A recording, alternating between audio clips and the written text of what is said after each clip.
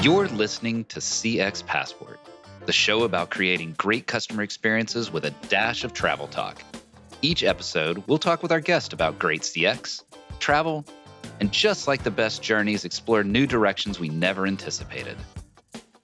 I'm your host, Rick Denton. I believe the best meals are served outside and require a passport. Let's get going.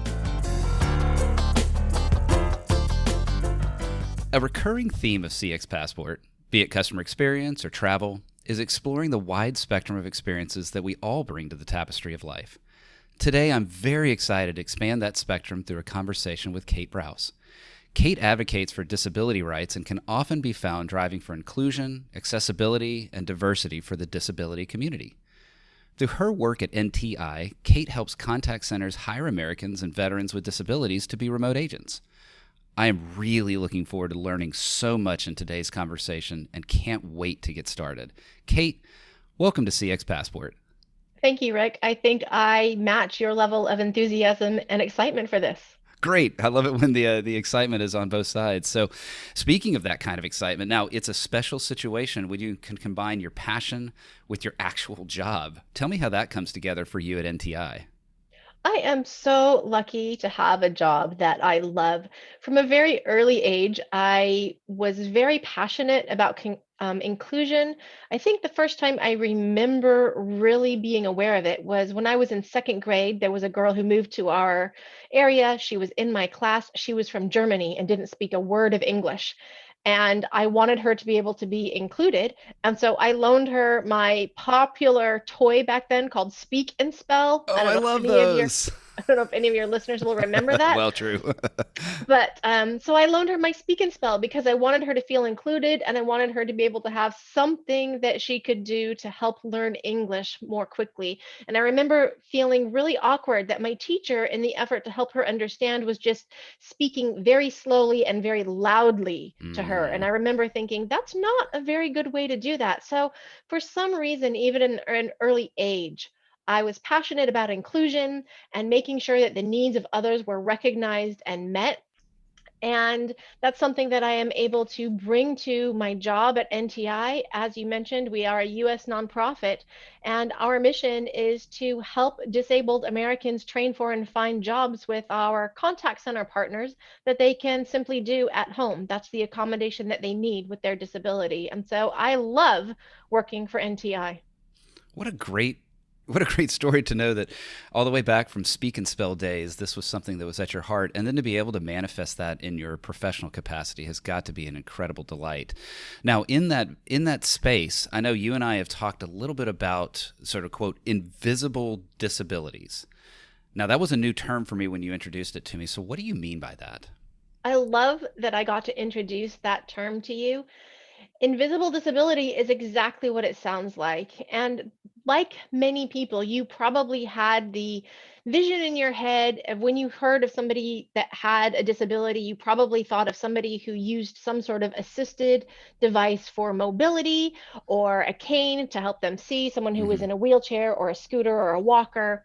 And the reality is while those are disabilities and they are very visible to us, there are even more disabilities that are invisible to us. And so when you think of things like PTSD, All anxiety, right. or depression, all of those are disabilities that right now are occurring more than any other at any time in recent history because of the frustrations and trauma that comes from this pandemic. And those are all invisible disabilities, but they can be very real disabilities. And at NTI, part of what I advocate for is our inclusion not only of those with quote unquote severe disabilities, the kind that you may think when you see, oh yes, I see a person in a wheelchair, that person is disabled, but also the kind that you may not see from somebody walking down the street. I've got to imagine that not to sort rank disabilities or anything like that, but that's got to present a particularly unique challenge for those with invisible disabilities as they look to, one, just live life, but then also secure employment and go through that. How does your work at NTI help those with invisible disabilities? How does that come together? We never ask what your disability is.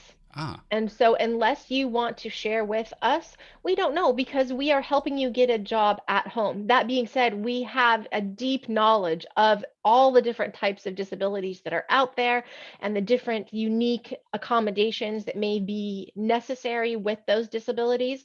But the wonderful thing about it is when you have a remote job and your employer is remote, should you not want to reveal your disability, you don't have to. That being said, at NTI, we work really hard to have an inclusive workplace where we all can feel comfortable bringing our whole selves to work. Hmm. And we encourage our employer partners to do the same so that those people who do want to bring their whole selves to work and share the fact that they do have some kind of disability, whether that's cerebral palsy or depression, we support and encourage workplaces that allow people to share that at work without the judgment that so often comes with it. That's got to be one, just obviously an incredible help to the disability community, but I've got to imagine it's a help to the employers themselves in that, even if an employer wanted to be welcoming and wanted to be inclusive, they may not know the best way to go about that. We've talked a little bit about how NTI is helping support the employee or potential employee. What about the places in which you place them? How do you help the employer, I guess I'd say, understand that community and support that community? Well, one of the things that I get to do in my job is talk to our potential employer partners. And what I love to share with them, there's actually a report that was put out in 2018 by Accenture called Getting to Equal. And for anyone who hasn't yet looked that up, I encourage you to do so because it's all about the benefits that come from inclusion, specifically of people with disabilities in your workforce. Most tech companies that haven't leveraged the talents of those people with disabilities just don't understand the number of people that have disabilities and when you open your doors up to them, what that does to your talent pool. So most people don't realize the largest minority of people in this country and even in the world is actually people with disabilities. And Mm.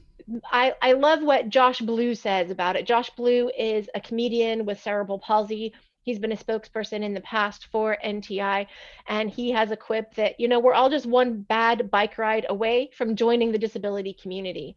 And that's really true. There aren't many minority communities that you can say, hey, I could be a member of that community tomorrow. My skin color isn't going to change by tomorrow. My religion or lack thereof probably isn't going to change by tomorrow, but I could be in the disability community tomorrow. Boy, that is incredibly insightful. That my brain is already kind of opening up here. Even though you and I had talked before, I'm still learning stuff even on this conversation. So, I think this is in that same vein. So, taking it kind of in a customer experience space, you had mentioned a hashtag to me before that was hashtag nothing about us without us before. How does inclusion of the disability community improve customer experience? Really quickly, let me just share about that hashtag because that's a really Okay. important hashtag within the disability community. But that actually was a hashtag that was started in Eastern European countries back in the early 1900s. It was in the 1990s that the disability community said, hey, let's do this. But it's really no different than no taxation without representation, right? Right. It Right. means don't make decisions that are about us without asking us what we want. And so, if you're looking at this from the customer service or customer experience vantage point, you are going to be serving customers who have disabilities, but you may not know it. And so if you have agents that are have those disabilities, they are going to be sensitive to things that other agents might miss.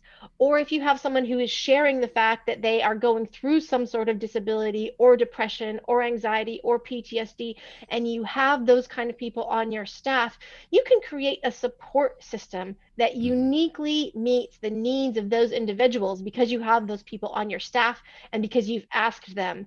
We know that we don't want to do things about you without you. And we have clients or customers that are going to be in the same situation. So, what can we do? So, when you bring that to the table, it opens up the space of customer experience in a beautiful way. Boy, it really does. We talk a lot about empathy and trying to have empathy for those that are different than us. But one of the greatest ways to have empathy is when you're a part of the community that you're interacting with. And so, to design that right customer experience and that full spectrum of customer experience, to have that full spectrum of experiences inside your company has got to be such an asset to those companies. And I can absolutely see how you and the work of NTI help bridge that and help companies really get that inclusion mindset to deliver great customer experience. Yeah, and that's great. And what I want to do again is encourage people to go look at that report, Getting to Equal, because it shows the benefits on the bottom line that companies who are inclusive of people with disabilities actually make more money. And that's Oh not yeah. the reason that we should be doing it, Right, but right. that certainly is a good reason, right? Your company's going to make more money. That's right. So, everyone, what I want you to do is hit pause on this episode, go to the show notes, and in the show notes, there'll be a URL that'll take you to that report. Download it, scan it, enjoy it, and then come back and hear the rest of this episode because I guarantee your mind is going to continue to be blown. Kate, thinking about travel and disability, right? We talk about travel here on this podcast. How have you seen the travel and hospitality industry evolve to deliver great CX for those with disabilities? We just celebrated 30 years of the Americans with Disabilities Act when it became a government law that places had to be accessible. And as a rule, places that are destinations have made improvements, some of them a lot, some of them a little. The sad thing, Rick, is that the travel industry, if we're talking about the transportation that takes you from one place to another, they've kind of remained stuck. Okay. So if you live in a major metropolitan city and you have to take the train to work, that's going to usually cause some, major disabilities Hmm. problems for the disability community. Or if you think about flying on an airplane, it's ridiculously hard for people who have mobility issues and need to be traveling with a wheelchair or a motorized scooter. There is a shameful amount of mobility devices that are damaged or broken when people are traveling, and that Really? device is outside of their control. So if you're flying on an airplane, Hmm. people with disabilities that have to use specialized wheelchairs or motorized wheelchairs, they often choose not to fly just because they know that there is an incredibly high likelihood that when that device that they count on to be their legs, if you will, Right. gets damaged, then they're going to be in trouble when they are on the other side. Now, counter that, if you or I who can walk onto an airplane, what if we got onto an airplane and we knew when we got off, we'd have a sprained ankle and Hmm. wouldn't be able to walk once we got to our destination? We would not fly. And that's the way many people in the disability community feel who rely on those assistive devices. So the reality is we have a long way to go. Although we have made improvements, we've done a little bit moving the needle in the right direction. We need to do a lot more. And as people age and they tend to age into disability, that inclusion will increase because an increasing number of our population will demand it. But we need to do that now. We shouldn't be waiting. We shouldn't be waiting. And what's interesting about that is it typically in an industry, just industry in general, when there is an opportunity that is not being met, a pain point that is not being met, there will be a disruptor that comes in to fill that gap. And so I'm hopeful with folks like you and the passion that is around that and others that are supportive of the disability community that will start to see disruption in that space, and that can it'll be interesting to see what happens there. Companies that recognize this opportunity might find a way to leverage that into some incredible success. Well, you're right. There is an opportunity because people with disabilities have money to spend, and they spend it when they find companies who open their doors and are inclusive of the disability community and make their products or their locations accessible. And so when you think about those challenges from the very beginning, and when you do so because you've included people on your team, you're going to save yourself headache and you're going to make more money.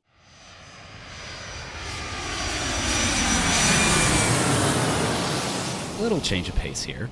Join me in the first class lounge. We'll move quickly here and hopefully have some fun. Dream travel location from your past. I had the wonderful opportunity a few years ago to go to Thailand. I spent Oh, 2 weeks on the Andaman coast. And Rick, it was just a dream vacation. It was absolutely perfect. What a delightful place. As I sit here in a very non-Thailand space right now, I would love to go back there someday. What is a dream travel location you've not been to yet? Okay, so I have some Swedish heritage. Okay. I don't speak a single word of Swedish. I've never been to Sweden, but I'm desperate to go visit the Ice Hotel Hmm. in Jukkasjärvi, north of the Arctic Circle. So that is definitely on my bucket list, going to Sweden and staying at the Ice Hotel. Ooh, excellent. I like that idea. I've seen it, but I think that would be fascinating to stay there. What is a favorite thing to eat? I love salad and I love ice cream. And the thing that's fun about salad and ice cream is there are so many variations all over the world. Surprisingly, even ice cream tastes very different depending upon the country that you're eating it in. And I'm always I love to share that my favorite ice cream is, here's the plug for Ben and Jerry's, but I actually did not discover Ben and Jerry's ice cream in America. I discovered Ben and Jerry's ice cream in Jerusalem, of all places, and I was so excited when I came back to the US and realized that I could get it here in my very own local grocery store. How funny is that? That is funny. I've heard stories of that where there's a brand that is widely known in the US, but we find it somewhere overseas and it it is something that we found as a delight. I love that. On that flip side, what is a thing your parents forced you to eat but you hated as a kid? Brussels sprouts and cooked spinach. Now I love spinach if I cook it myself or if it's raw. But as a child, I could spend hours sitting at the table trying desperately to swallow that stringy spinach and just not being successful. Love it. What is one travel item you will not leave home with? I'm really a minimalist. I like that I don't need or require very much. So the thing that I just won't leave home without is my sense of adventure and inclusion.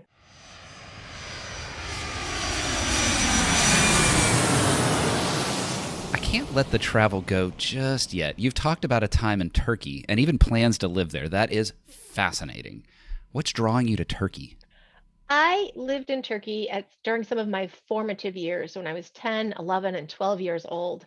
And, I think when you experience something at that age, when you are forming who you are as a person, it makes a difference. And so I've always wanted to go back. I did go back when I graduated from high school, but it's on my short-term list of things that I want to do. I want to be living in Turkey within the next 5 to 7 years, and I'm actually practicing Turkish right now. But it's such a unique country. It is full of so much history, whether we're talking about early Christian history or the Ottoman Empire. I'm passionate about science, and the Arabs advanced science and numbers and math and algebra in a way that just is mind blowing. And when you're over there living in Turkey, you are touching all of that history very Hmm. literally on a daily basis. And there's something about living in a place. Now, I've only had very short moments of getting to be in a place longer than a typical tourist, but I've got to imagine that part of the appeal of what you're describing going to Turkey is not just being the tourist there, even for an extended, but to truly immerse and be a part of that culture there. Yes, and I love the Turkish culture and the food and the language.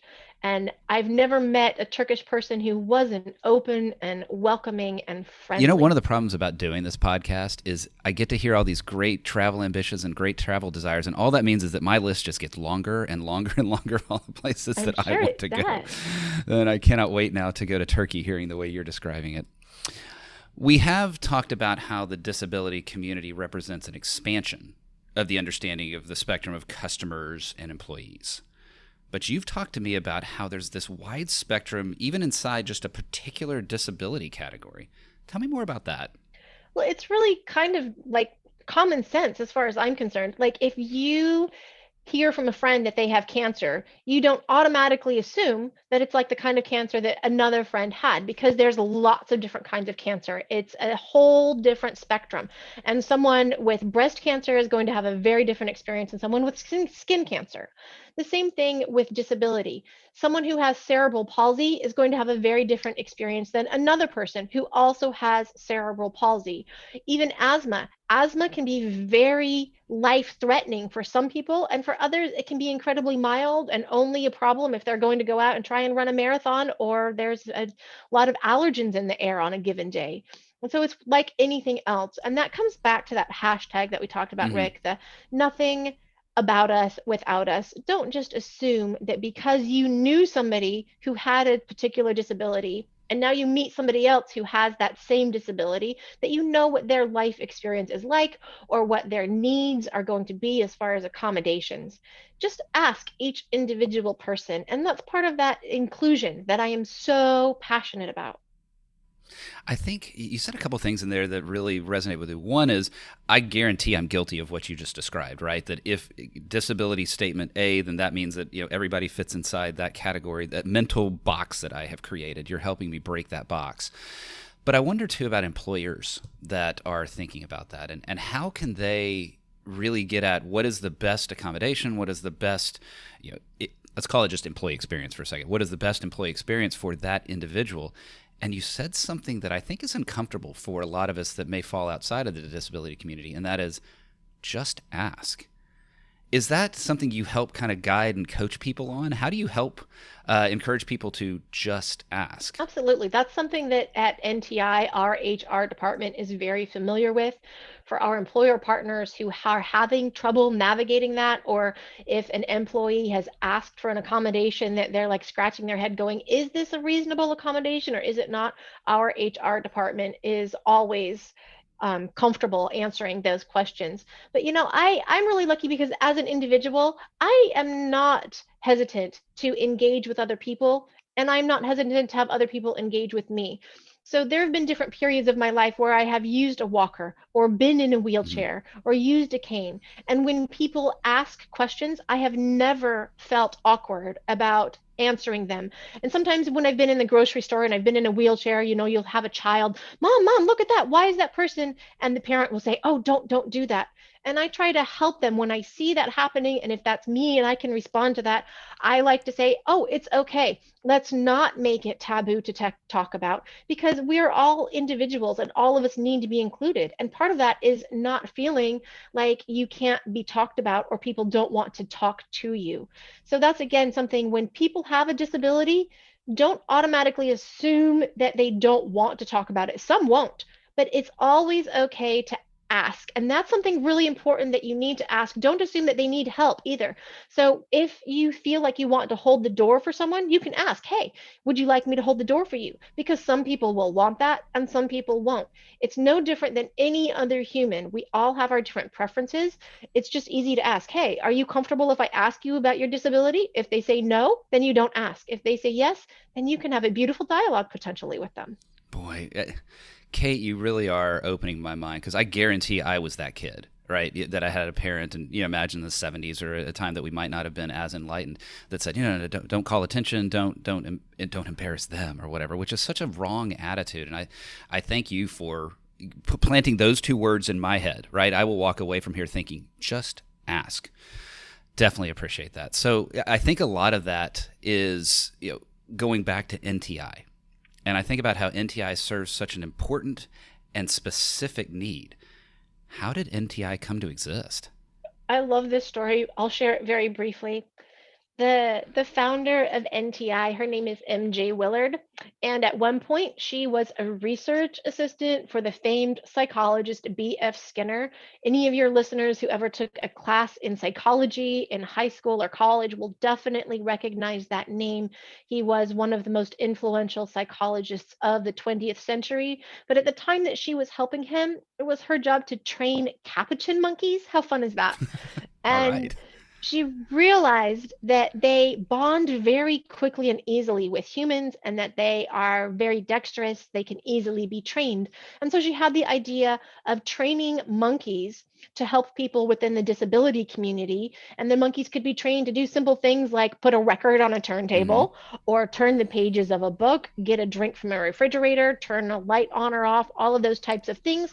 So she founded a nonprofit that existed up until just a couple of months ago. Because of COVID, Oh, monkey placements had been on indefinite hold, ah, and now they're on permanent hold. mm, But that nonprofit existed for a long time, 30 plus years, helping disabled Americans with literally helping hands of monkeys. And that was her first foray into the disability community. And she kept hearing a refrain from person after person is that, hey, we want to work. We just need the accommodation of a job that we can do at home. And that led to her directly founding NTI in 1995 with that express mission of helping disabled Americans and veterans find work that they could do at home. Last year, as part of our 25th year in existence, we opened up our doors not only to the disability community, but also to their family caretakers, so that now Wow. we can help people who might be a parent of a disabled child or caring for a disabled aging parent or an uncle or an aunt who is a disabled veteran, etc. And so we continue to serve the disability community in new and unique ways. What a brilliant origin story, right? But then also what a beautiful mission, and what a vitally important mission, and even, a mission that before you and I had come to know each other that I wasn't as aware of, and certainly richer today because I have learned about this. Kate, it has been wonderful talking with you today. I've had either both that kind of hand on chin learning pose, or the smile from ear to ear as I've talked with you.